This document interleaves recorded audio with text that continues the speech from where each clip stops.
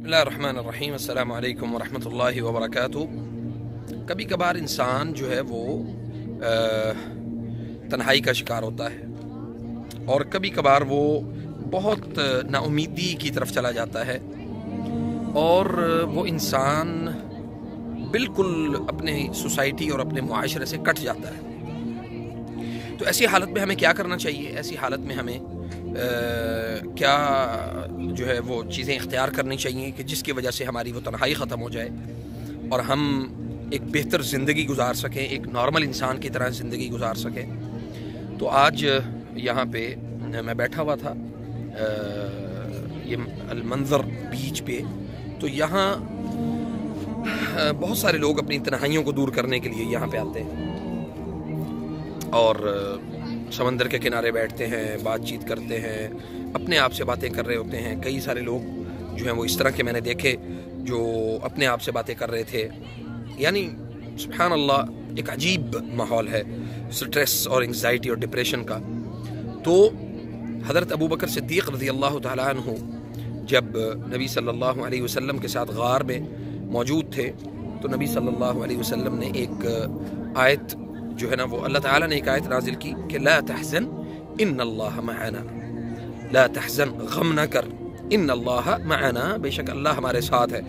तो एक ईमान वाला मोमिन जो होता है वो कभी भी तन्हा नहीं होता, भले वो दुनिया से कट जाए, दुनिया उसको काट के बिल्कुल साइड पे कर दे, तन्हा कर दे उसको और उसके साथ जैसा भी सलूक करे। तो जब आपके साथ कोई भी यानी ऐसा सलूक किया जाता है तो आप अपने सोसाइटी में, अपने मुआशरे में और अपने लोगों में जब आप समझते हैं कि मुझे तन्हा कर दिया गया है तो तन्हाई जो है वो यानी कोई हल नहीं है। तन्हा होना बिल्कुल कोई हल नहीं है, बल्कि तन्हाई में जो ताल्लुक़ बिल्लाह आपका मजबूत होता है, तन्हाई में आप बैठ के अल्लाह से बातें करते हैं। मैं सुभान अल्लाह, जैसे अभी मैं समंदर के किनारे बैठा हुआ था तो मैं बिल्कुल अकेला था और मैं बैठ के उस पानी के आने और जाने और पानी की हरकत और इस पानी के ऊपर कंट्रोल किस तरह से अल्लाह ताला ने किया है और किस तरह से अल्लाह ताला ने बंदों को कंट्रोल किया है, तो मैं ये देख रहा था। यानी बंदों को अपनी जगह पे, मखलूक़ात को अल्लाह ताला ने अपनी जगह पे, हर चीज़ को अल्लाह ताला ने एक हुदूद दे दी है, एक हद बंदी कर दी है। इसीलिए अल्लाह ताला ने कुरान करीम में इरशाद फरमाया कि तिल्का हुदूदुल्लाह व मन यतअद्दा हुदूदल्लाहि फ़क़द ज़लम नफ्सह, कि जो अल्लाह की हुदूद से बाहर निकलेगा वो अपने नफ्स के ऊपर जुल्म करेगा। तो तन्हाई का बेहतरीन इलाज ज़िक्र है, अल्लाह ताला का ज़िक्र है, अल्लाह ताला से दुआएं करना है और इसी तरह अल्लाह का शुक्र अदा करना है कि आप बहुत सारे लोगों से बेहतर हैं, बहुत सारे लोगों से अल्लाह ताला ने आपको बेहतरीन बनाया है, खूबसूरत बनाया है। और यानी इंसान कभी भी इस चीज़ का शिकार नहीं होता, ख़ास तौर पे वो जो ईमान वाला होता है, कभी भी इस चीज़ का शिकार नहीं होता कि उसको अल्लाह ताला ने दुनिया में भेज के नाउज़ुबिल्लाह कोई नाउज़ुबिल्लाह कि अल्लाह ताला ने उस बंदे के साथ कुछ ज़्यादती की है। तो अल्लाह ताला कहते हैं कुरान करीम में कि ला युकल्लिफुल्लाहु नफ्सन इल्ला वुसअहा। तो जो तकलीफ़ें अल्लाह की तरफ से लिखी हैं, जो मसाइब और आलाम अल्लाह की तरफ से लिखे हैं, वो तो आने हैं। अब उन मसाइब और आलाम से बचने का ये तरीका हरगिज़ नहीं है कि आप तन्हाई इख्तियार कर लें, आप खामोश हो जाएं, लोग आपको डीवैल्यू करना शुरू कर दें। तो लोगों की डीवैल्यूएशन से आपकी जो क़ुव्वत है और आपका जो एक मुकाम और मर्तबा है वो कभी भी कमज़ोर नहीं होता, बल्कि वो अल्लाह के यहाँ और ज़्यादा मजबूत होता है जब आप ऐसी कैफियत में, ऐसे हालात में अपने आप को मज़ीद बेहतरी की तरफ लेके जाते हैं और मज़ीद अपने आप को अल्लाह के करीब करते हैं। आजमाइशें दो किस्म की होती हैं, एक वो आजमाइश जिसने आपको अल्लाह के करीब किया तो वो समझे कि वो आपके ऊपर अल्लाह की नेमत है, और एक वो आजमाइश जिसने आपको अल्लाह से दूर कर दिया, वो अजाब है।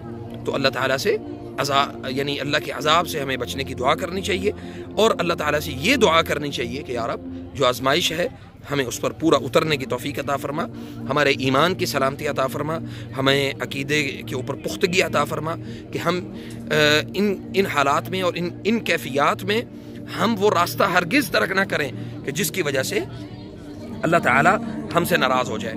تو مصائب کے اوپر اور تکلیفوں کے اوپر کوئی بھی مسلمان جو ہے وہ اللہ سے شکوہ نہیں کرتا، وہ اللہ تعالیٰ کے قریب ہوتا ہے۔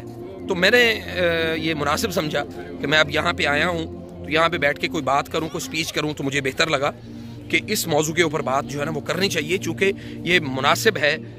لوگ جو ہیں وہ اس سے بہت زیادہ وہ یعنی تنہائیوں کا شکار ہوتے ہیں، تکلیفوں کا شکار ہوتے ہیں۔ تو اگر آپ یہاں پہ بھی سمندر کے کنارے پہ، دنیا کے کسی بھی سمندر کے ساحل سمندر پہ جائیں تو اس سے فائدہ اٹھائیں۔ اور دوسرا جو ہے، اسی ویڈیو میں میں بات مختصر کر کے پھر ختم کرتا ہوں کہ سمندر کے کنارے پہ جو ہے وہ بہت سارے لوگ ساحر، جادوگر جو ہیں وہ سمندر میں آ کے اپنا جادو کیا ہوا پھینکتے ہیں۔ اس میں محبت کا جادو ہوتا ہے، اس میں قتل کا جادو ہوتا ہے، اس میں ہلاکت کا جادو ہوتا ہے۔ تو ایسی کیفیت میں میرے یوٹیوب چینل کے اوپر موجود ہے، میں نے آیات البحر ریکارڈ کر کے اوپر اپلوڈ کی ہوئی ہیں، آپ وہ اس کو ڈاؤن لوڈ کریں، ہیڈ فون لگائیں دونوں کانوں میں اور سمندر کے پانی میں بیٹھ جائیں۔ سمندر کے پانی میں بیٹھ کے اس رقیہ کو سنیں۔ اللہ کے فضل سے، بفضل اللہ، اللہ کی توفیق سے، وہ آپ کا جو بحر کا یعنی السحر البحار والانہار، جو سمندروں میں اور پانیوں میں پھینکا جاتا ہے جادو، چونکہ وہ ملتا نہیں ہے، بہت کم ملتا ہے۔ اور ہمارے ایک دوست ہیں شیخ عادل المغربی، ان کے ایک آگے دوست ساتھی ہیں، وہ اللہ ان کو جزائے خیر دے، وہ جو سوئمنگ کاسٹیوم ہوتا ہے وہ پہن کے باقاعدہ طور پہ سمندر میں غوطہ خوری کرتے ہیں وہ، اور سمندر کے نیچے سے وہ بہت سارے سحر جو ہیں وہ ڈھونڈ کے لے کے آتے ہیں، نکال کے لے کے آتے ہیں۔ تو اللہ ان کو جزائے خیر دے۔ اگر آپ کو بھی اسی طرح ساحل سمندر پہ کسی بھی قسم کا کوئی سحر ملے، کوئی جادو ملے، اس کو اٹھائیں، اس کو گلوز پہن کے پکڑیں اور ایسے ہاتھ نہ لگائیں۔ اکثر اس میں جو ہے نا وہ پتلے ہوتے ہیں، اکثر اس میں خواتین کے پیڈز ہوتے ہیں، انڈر گارمنٹس ہوتی ہیں، خواتین کے بال ہوتے ہیں، شعر النساء، عورتوں کے بال ہوتے ہیں، ان کو گرہ لگائی جاتی ہے۔ تو یہ اس طرح کی کیفیات ہوتی ہیں۔ بہت شکریہ جی، اللہ تعالیٰ آپ کو جزائے خیر دے۔ ویڈیو لمبی نہ ہو، آپ سے معذرت چاہتا ہوں۔ السلام علیکم ورحمۃ اللہ وبرکاتہ۔